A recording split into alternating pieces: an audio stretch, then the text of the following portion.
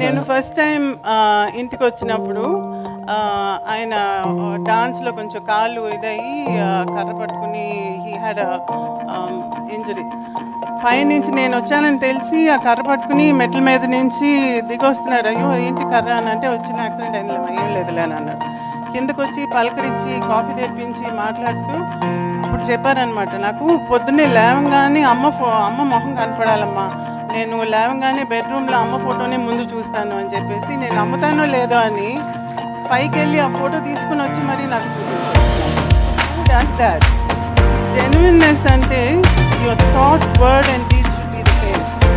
మనం మనసులో ఒకటి అనుకునేది మాటలో చెప్పేది చేసేది చాలామంది అలా చేస్తారు.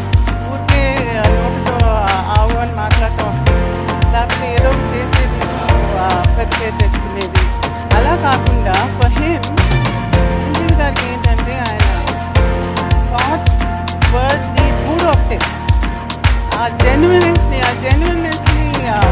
Touch my heart. అందుకనే నేను ఆయన తప్ప ఇంకెవరు రిలీజ్ చేయకూడదు ఆయనే చేయాలి అని చెప్పి పట్టుబట్టి నేను డైరెక్ట్గా ఆయన అడిగాను అనమాట. So that's